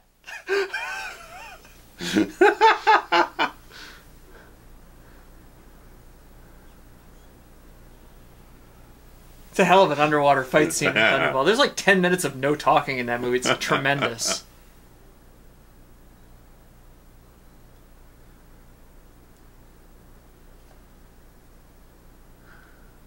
God. Stole my Thunderball joke. Fast. You get up on it. It's ring rust. That's what we were talking about earlier. Oh, God. Okay. Like, what is this body of water? Where did these divers come from?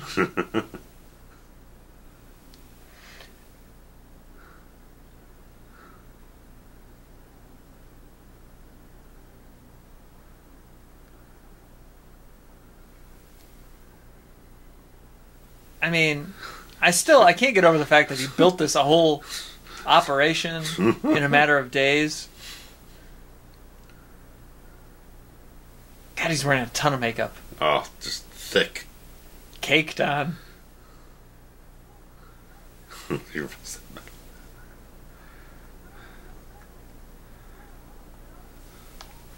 Oh, stop it. You gotta explain. Did the 12-year-olds really write this movie? Where's my thing? Who wrote this bastard? Who wrote it? Can't see anything. God damn it. You're not even going to use your phone for this? Oh, well.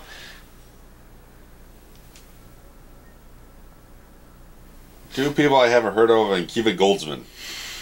Really? He won an Oscar for something, right? Yes. I don't remember what, but... the Russell Crowe, Beautiful Mind, was it? Yeah. He's...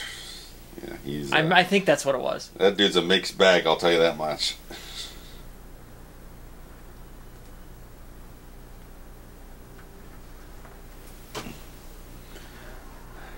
Stop it. He must have written the first draft, the good one. Well, who knows?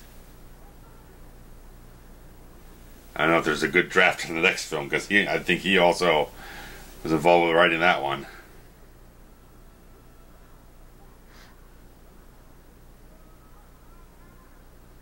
Okay, Robin, here's your chance to get revenge. There's your superhero shot there. For the trailer. Yeah. The kind of Captain Morgan stance. And...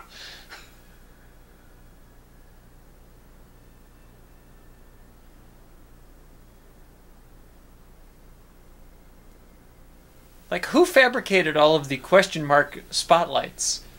Just overload.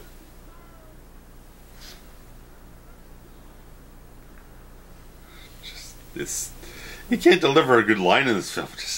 It's impossible. No. He's not. It's almost like he knows that the script is bad and there's nothing he can do. You know what I mean? Like, it's a lost cause. Yeah. I mean, I've seen the kind of inverse of that. It's like, okay, the script sucks. I don't really care. I'm just gonna just blow it out of the water. Off the fucking nth degree of it. Or someone just like, okay, it's gonna be shit. No matter what I do, I'm just gonna have fun. I'm just gonna go off and do whatever the hell I want, and I'm gonna have fun. I don't care what anything else happens. Maybe that was what Jim Carrey was thinking. Jim Carrey's laughing to the bank, man. He's still laughing to the bank. Oh, yeah.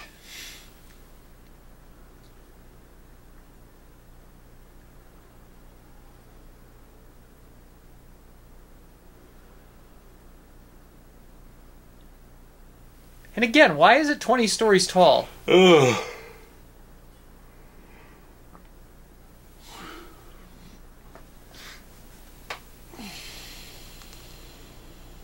Oh boy.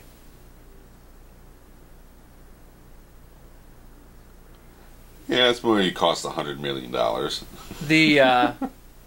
That was like the big tagline, right? Yeah. The Riddle Me This. Bat. Yeah.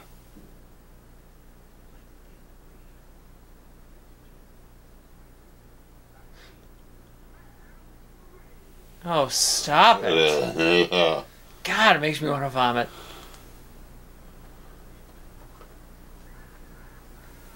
I do kind of like this this outfit here with the rhinestones and the, it's a little much. A little more Vegas. Oh, there we go. Again, thrusty. Again, I don't understand how you think this. Thought Returns was too dark. It's not kid friendly. A lot of parents kind of had an uproar over it and stuff like that. So we're going to make this one more colorful and cartoony and stuff like that. Then we're going to let Jim Carrey thrust his pelvis around and make sexual innuendo jokes. I just don't get upset about that. Well, no. Of course not. I mean, he's Ace Ventura. He can do no wrong. Even Ace isn't this. It's over the top.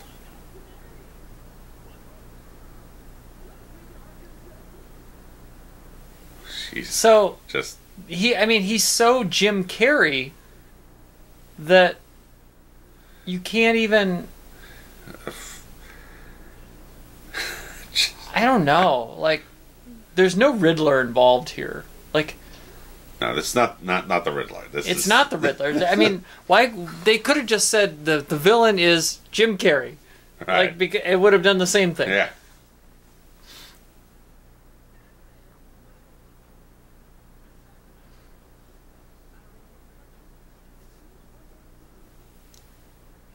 I do like the little mask he's got there, where one eye is a question mark. Like, that's fun.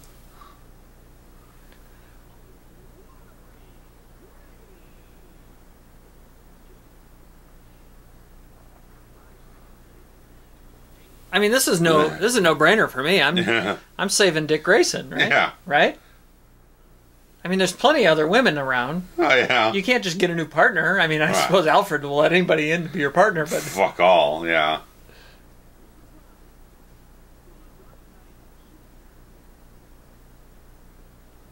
I think that might be the first time they ever called him the Dark Knight. Probably, yeah.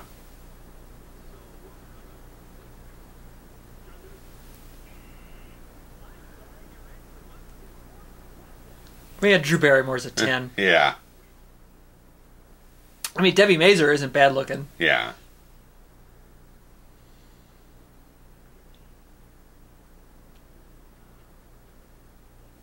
I mean, it's just so... I mean, even the Mask feels more tamed down than this, and Mask was literally a live-action cartoon. Right.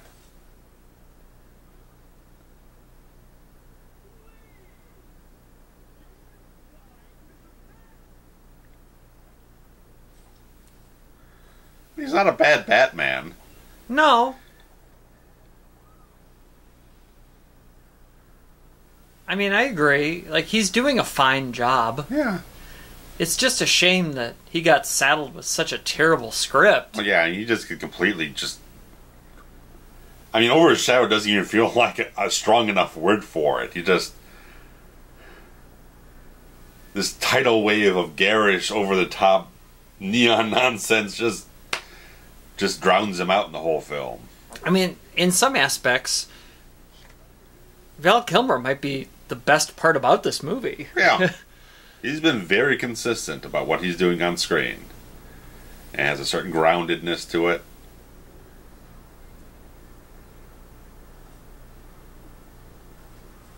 I mean, it's far from anything close to his best performances, but he's reliable in this film. I could have seen him doing it again if he didn't kind of have a million personal problems kind of turn him into a bit of a wreck. Right. I mean, the next one came out only 2 years later. Oh, yeah. So, that's a... How long is this goddamn shoot? Again, it's 90 stories tall.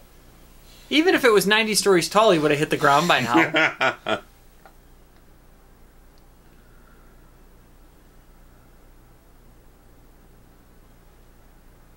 And when you fall that far, the momentum really does...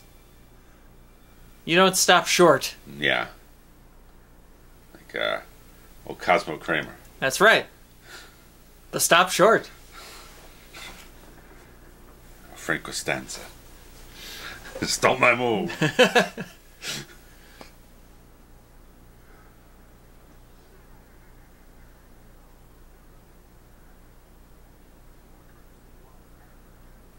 This... I don't know. What are you doing, Tommy Lee Jones? How is he not ashamed of himself for this? Oh, God. Why is his face magenta?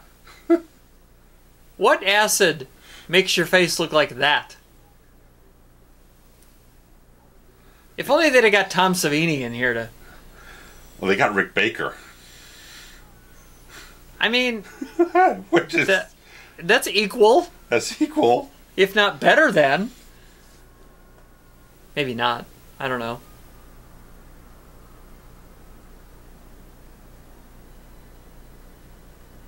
What, are you pissed now that you didn't do it? Again, he's not... He's not the most in-depth actor to grab those intricate emotions.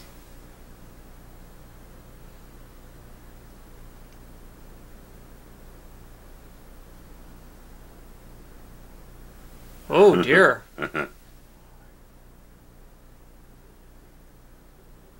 some decent makeup there, because they kind of changed his face. Yeah. They made it bumpy. He's got bumpy face. Mongoloid. Yeah, a little bit. Going back to Savini there.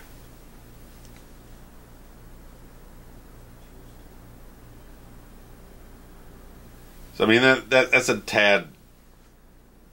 That's taking there's tad back to the whole. Yeah. I'm the Batman now and forever stuff, but they don't get the title into the movie. No, he fell forever, and all right. What was the other one? I don't even remember. Yeah, something around those. Arkham Asylum. I changed my life forever. No, there you go. Rene Auberjonois. I think he actually had more of a. That's what I was remembering, because there was supposed to be an opening sequence where you see Two-Face break out of Arkham here, and he was supposed to have more of a role in the film. Another scene. And that gentleman passed away recently. Yes. Oh no, he's still around. Rene. Maybe he did. I thought he died recently. God, I can't keep my Star Trek people straight anymore. Did he? Yeah, he did last year. That's last December. So yeah. And he was on Benson. Yep. Old Robert Guillaume. I do kind of like this end cap here where Mr. E is so batshit crazy, no pun intended, that he now, even though was told the secret, will never reveal it. Yeah.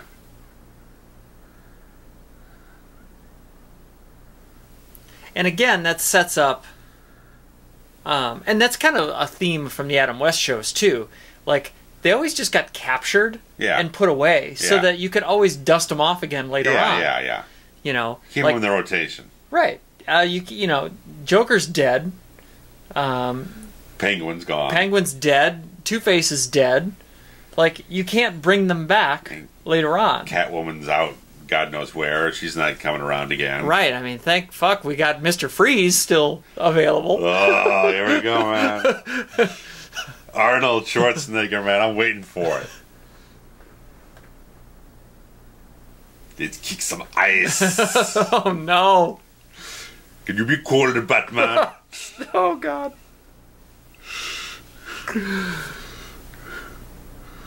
What killed the dinosaurs? The Ice Age. I can't goddamn wait, man. I can't wait. I love it. So what happens to Dr. Chase Meridian? Oh, never see her again. Are they just together now? Like, that scene implied that they were until the next film where she doesn't show up. Man, she's out fucking somebody else because she's horny. Horny Meridian. She's missing out on Clooney, man. Oh, I mean, I would take George Clooney over Val Kilmer. I almost called him Brad Pitt. Oh yeah. So, does when the fuck does Kiss from a Rose show up here? God damn it, Jon Favreau's in the movie. Apparently. Kiss from a Rose is the second song. Okay. So which makes it a U2 track, isn't it? I think so. Which actually makes it ineligible for an Oscar. In order to qualify for an Oscar, the song has to be written for the movie, and it has to appear in the body of the movie or be the first song in the end credits. And in order to qualify. Kiss from a Rose was not written for the movie. It was actually released before it, and they repurposed it for the film. Okay, and so it would have been ineligible anyway. Yeah.